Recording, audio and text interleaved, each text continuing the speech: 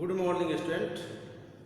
We are going to study new chapter, physical and chemical change. Change से ही मतलब है, आप देखते होंगे बहुत सारे चेंज होता है एटमॉस्फेयर में, अपने आसपास में बहुत सारे ऐसे चेंज होते हैं। बगैर चेंज का कुछ हो ही नहीं सकता है। तो चेंज जो है, चेंज होना, परिवर्तन होना, यह नेचर का, प्रकृति का नियम है। तो change is a continuous process, it is a law of nature, है ना। तो हम कह सकते हैं चेंज इज कंटिन्यूअस प्रोसेस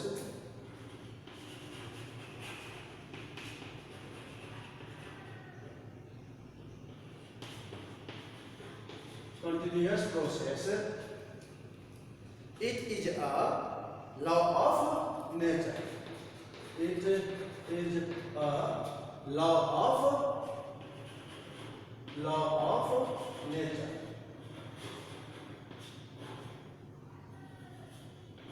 यह जो है चेंज जो होना है, यह कंटिन्यूअस प्रोसेस है, यह प्रकृति का नियम भी है। It is a law of nature.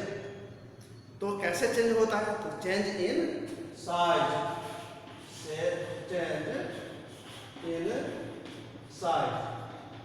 आप देखते होंगे कि जब आप छोटे थे तो धीरे धीरे आपका ग्रोथ होते गया, तो आपके साइज में क्या हो गया? चेंज होता चला गया, परिवर्तन होता चला गया, है ना। इसी तरह चेंज इन टेम्परेचर, है ना। इसी तरह चेंज इन टेम्परेचर, तो टेम्परेचर में भी चेंज होता है। आप देखते होंगे दिन का जो मौसम है थोड़ा हॉट होता है ना। नाइट में क्या होता है, वो थोड़ा सा कूल टाइप का लगता है, आरामदायक हो जाता है। तो चेंज हो रहा है, टेम्परेचर में चेंज हो रहा है, यह लगातार होता रहता है। अब जैसे change in position, change in position, तो पोजीशन में तो क्या पोजीशन में चेंज हो रहा है? तो सोलर सिस्टम जो है, सोलर सिस्टम जो आप जानते हैं कि जो सूर्य के चारों तरफ जितने भी ग्रह हैं, वह क्या करता है? अपने पोजीशन को चेंज करता रहता है ना। तो चेंज इन पोजीशन। अगला है आपका कि change in colour, change in colour, change in, इतने सारे चीज सब आपके चेंज हो रहे हैं, एटमॉस्फेयर में चेंज हो रहा है ना। इसी तरह चेंज इन स्टेट हो जाता है। तो चेंज इन स्टेट से मतलब है कि उसकी अवस्था होना, चेंज होना, है ना। चेंज इन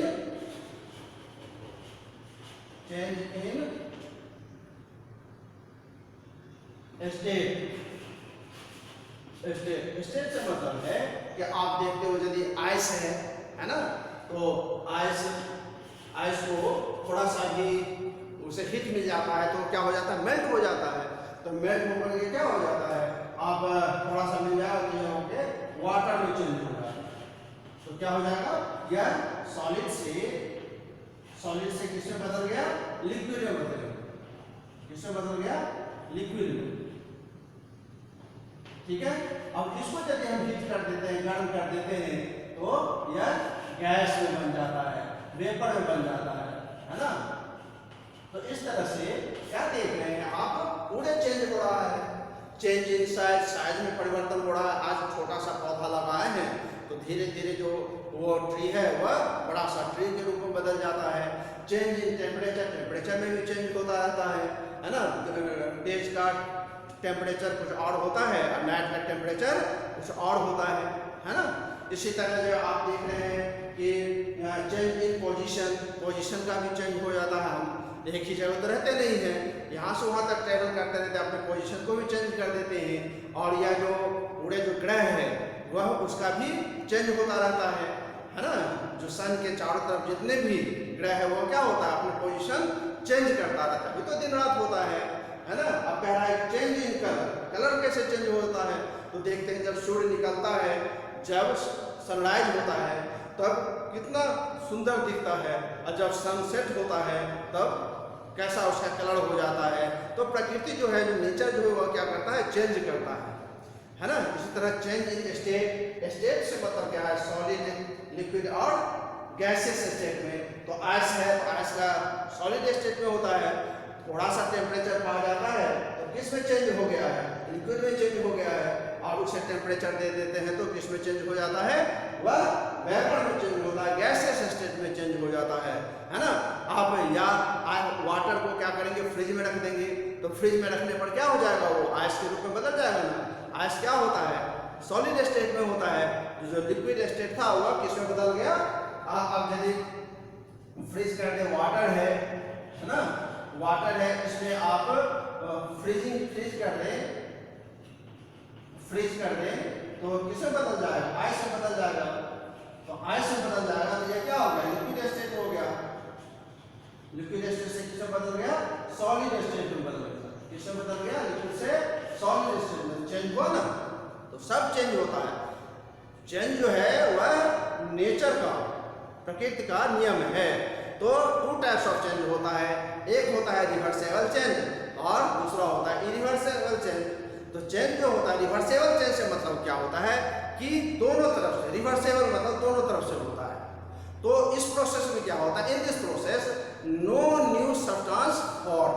रिवर्सेबल चेंज में क्या होता है, नो न्यू सब्सटेंस चेंज होता है, ठीक है। और इरिवर्सेबल प्रोसेस में क्या होता है कि सब्सटेंस जो होता है वह चेंज हो जाता है ना, अलग से बन जाता है, इरिवर्सेबल हो जाता है, ठीक। तो देखिए reversible,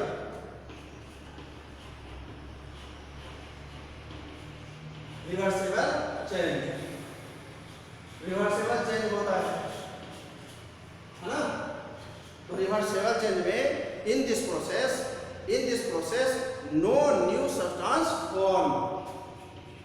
in this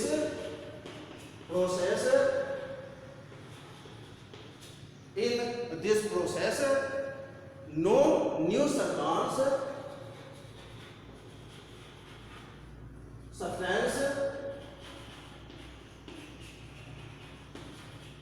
is formed।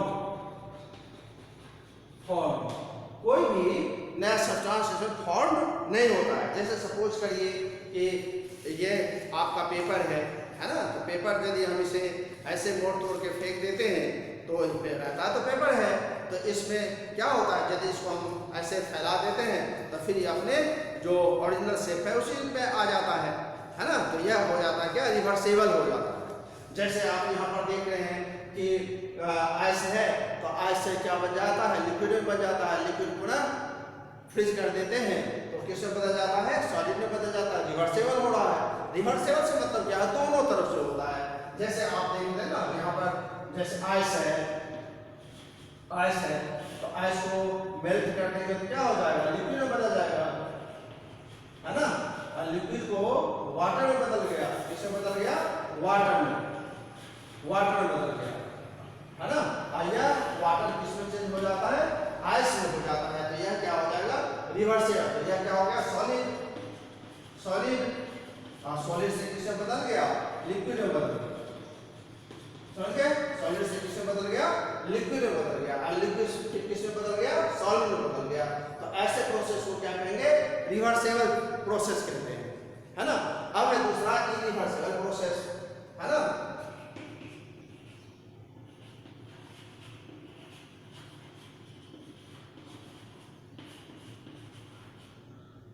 ये रिवर्सेबल प्रोसेस में है कि इनमें क्या होता है कि जो आपका नया सब्सटेंस बनता है, न्यू सब्सटेंस उसमें नो फॉर्म नहीं होता है, लेकिन इसमें न्यू सब्सटेंस फॉर्म होता है। In this process we can not get the original substance and new substance is formed. In this process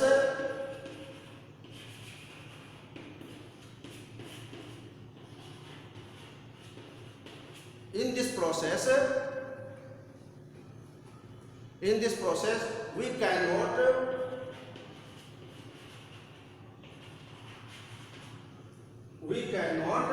get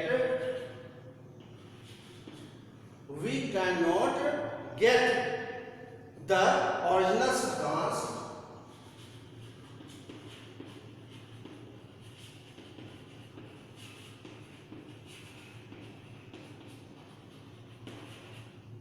है ना, get the original substance and new substance is formed and new substance is formed। इसमें क्या होता है कि नया substance क्या हो जाता है, फॉर्म होता है। इन दिस प्रोसेस में we can not get the original substance, इसमें जो हम ओरिजिनल सब्सटेंस है वह गेट नहीं कर सकते, प्राप्त नहीं करते, and this substance is formed. जब कैसे आप देखिए rusting of iron, rusting of iron क्या हो जाता है, या इरिवर्सेबल होता है, एक ही तरफ रस्ट बन जाता है। क्या रस्ट से फिर आयरन बनेगा? नेवर, कभी नहीं बन सकता है। इसी तरह से आप जैसे मान लो दूध है, मिल्क है, मिल्क में क्या करते हैं, जामुन डालते हैं ना, दही डाल देते हैं, तो क्या किसमें बदल जाता है, कर्ड में बदल जाता है। तो क्या कर्ड मिल्क में चेंज हो सकता है? नेवर, कभी नहीं हो सकता। तो ऐसे प्रोसेस को हम क्या कहेंगे, इरिवर्सेबल प्रोसेस कहेंगे। इरिवर्सेबल प्रोसेस मतलब क्या होता है, एक ही तरफ में होता है। इरिवर्सेबल से मतलब होता है क्या, एक ही तरफ होता है, वन डायरेक्शन में होता है, वो चेंज नहीं होता है।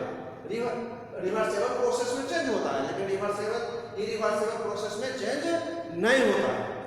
अब हम आते हैं आपको फिजिकल चेंज के बारे में पढ़ते हैं। तो फिजिकल चेंज क्या होता है और केमिकल चेंज क्या होता है? तो फिजिकल चेंज होता है the change in which only physical properties. अब इससे पहले आप फिजिकल चेंज से पहले फिजिकल प्रॉपर्टीज पढ़ेंगे।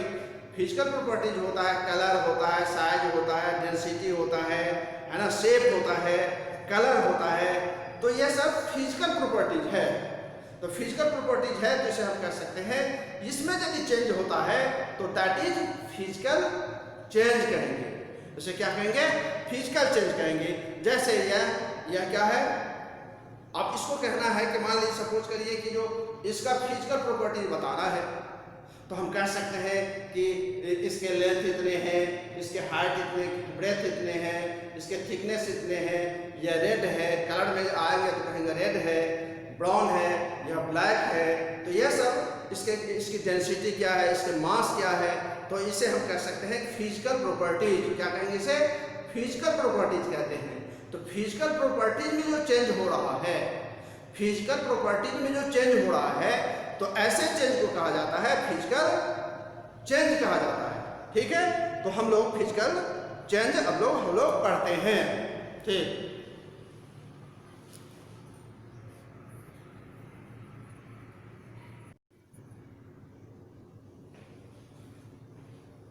तो अभी हम आपको बताए थे फिजिकल प्रॉपर्टीज, है ना। तो physical properties such as shape, उसके जो शेप होते हैं, कैसा उसका आकार है, size, colour and state of matter are called physical properties.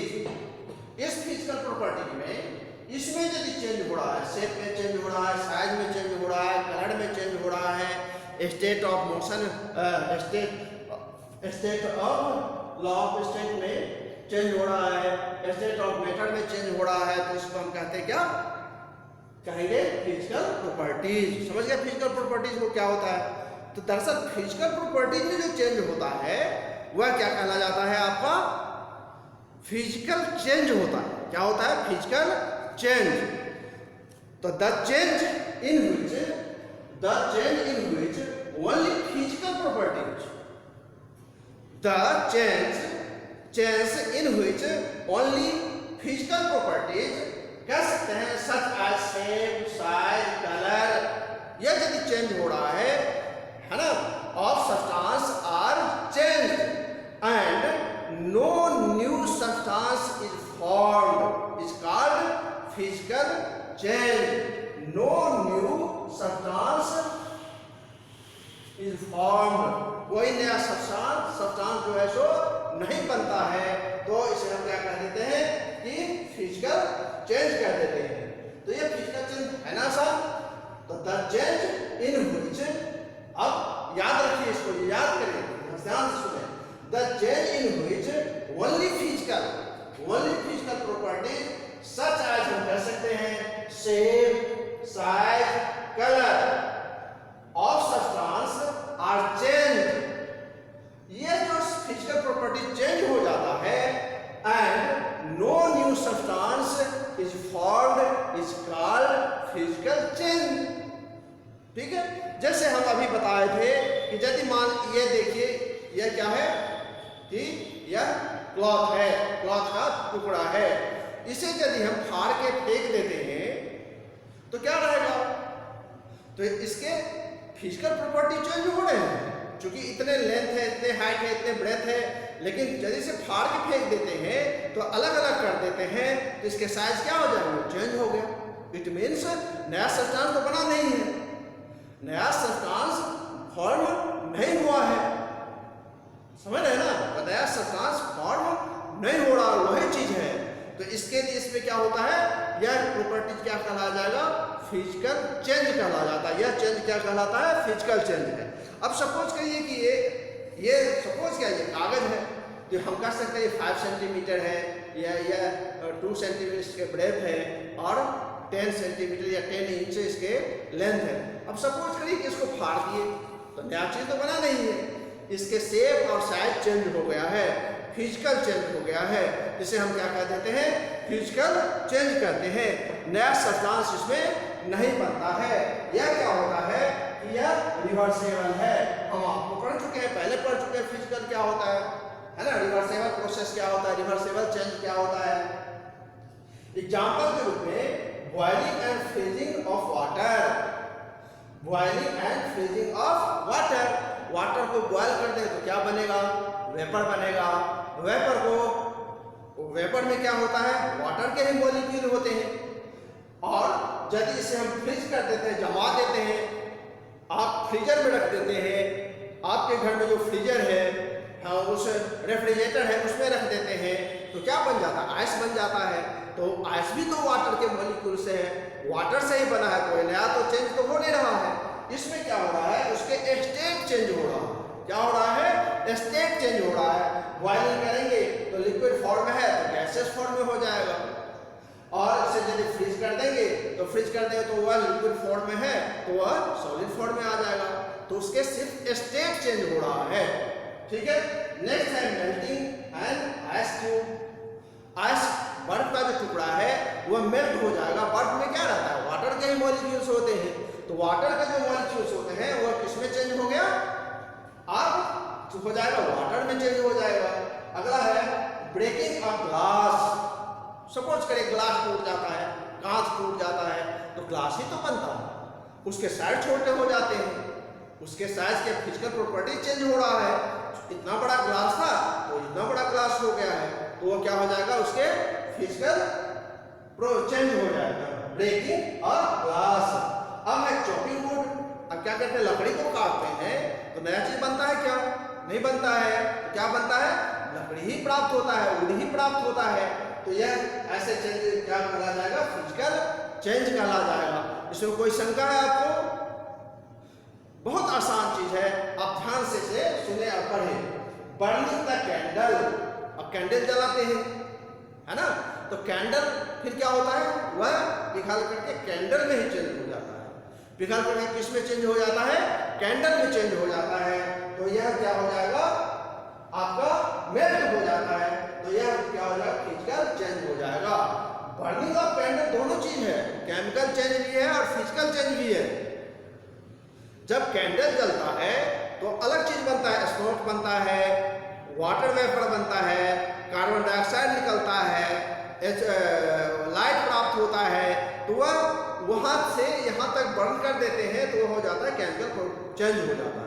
अभी चूंकि हम लोग फिजिकल चेंज कर रहे हैं, ठीक है, इसमें कोई शंका है? ओके, हम आगे बढ़ते हैं केमिकल चेंज के लिए। तो इस तरह से फिजिकल चेंज को आप लोग ध्यान से पढ़ोगे, तभी आप को ध्यान में आएगा। तो देखिए इसमें केमिकल चेंज हम लोग पढ़ रहे हैं, है ना? तो अब केमिकल चेंज हैपेंस कब होता है केमिकल चेंज, कब होता है happens? When one chemical substance is transferred into one और more new substance such as iron become rust. हाँ, यहाँ देखिए ये डिफिनेशन है, याद करिए, कोई आसान कोई कठिन है नहीं। और chemical change happens, chemical change कब होता है? व्हेन वन केमिकल सब्सटेंस, एक केमिकल सब्सटेंस है, एक रासायनिक पदार्थ है, one chemical substance is transferred हो जाता है किसमें? वन और मोर न्यू सब्सटेंस में चेंज हो जाता है। तो ऐसे चेंज को क्या कहते हैं? केमिकल चेंज कहते हैं। क्या कह देते हैं? Chemical change. फिर ध्यान सुने, और chemical change happens when one chemical substance is transferred into one और more new substance is called chemical change such as when iron become rust. Iron जो होता है क्या हो जाता है? रस्ट में चेंज हो जाता है, जंग लग जाता है। आप देखे होंगे जंग घर में लोहा जब बाहर में पड़ा रह जाता है 2-3 दिन के लिए, तो उसमें भूरे रंग का उस पर जम जाता है, वही रस्ट होता है। चेंज हो गया ना, रस्ट में चेंज हो गया।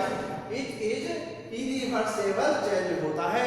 इरिवर्सिबल एक ही तरफ होता है, रिवर्सेबल नहीं होता है, इरिवर्सेबल होता है, एक ही तरफ चेंज होता है, उससे पुनः आता नहीं। जैसे सपोज करिए कि बर्निंग वुड है, यदि किसी लकड़ी को या कागज को जला देते हैं, पेपर को जला देते हैं, कोई भी चीज को जला देते हैं, तो क्या वह चीज हमें प्राप्त होता है?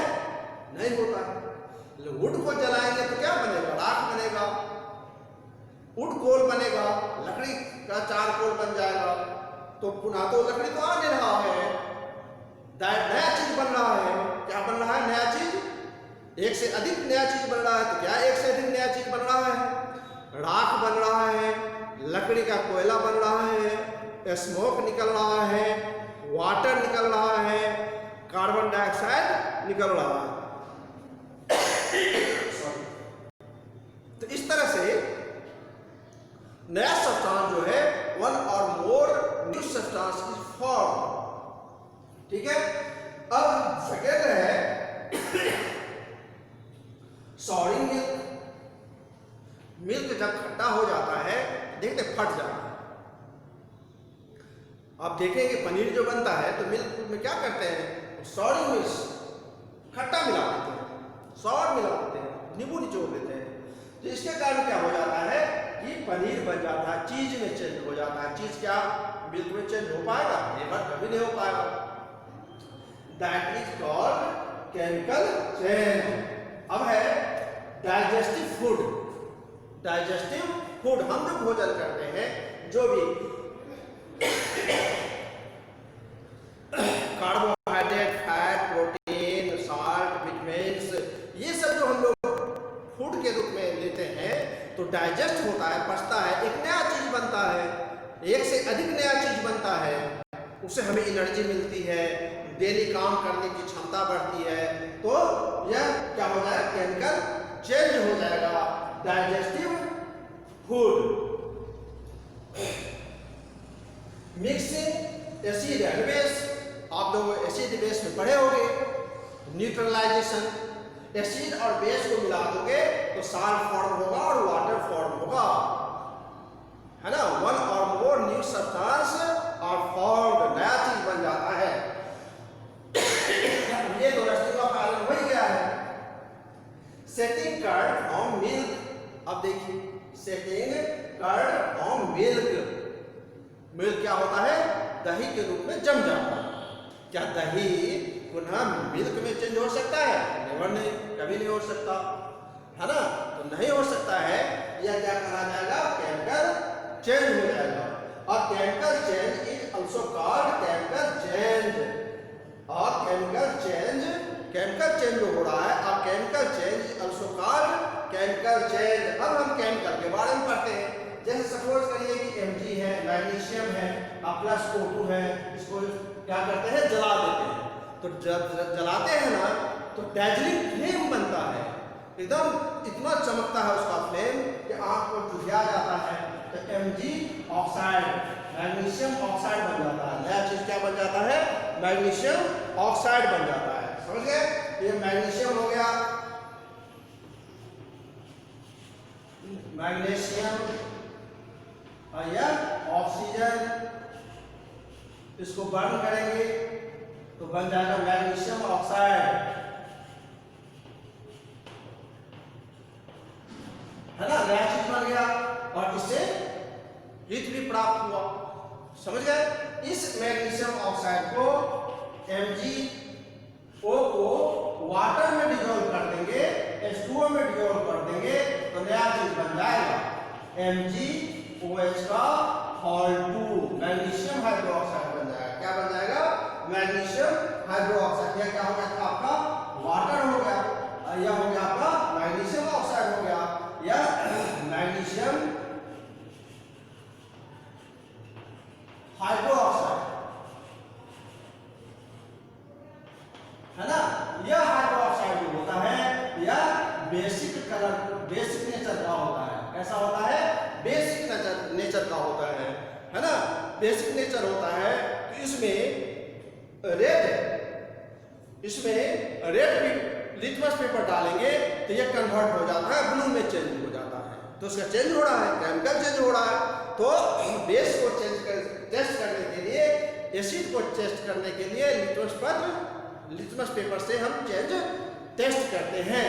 तो चूंकि यह बेसिक नेचर का है तो इसमें यदि रेड लिटमस पेपर डालेंगे तो इसके कलर ब्लू हो जाता है, तो हम समझ जाते हैं यह बेस है।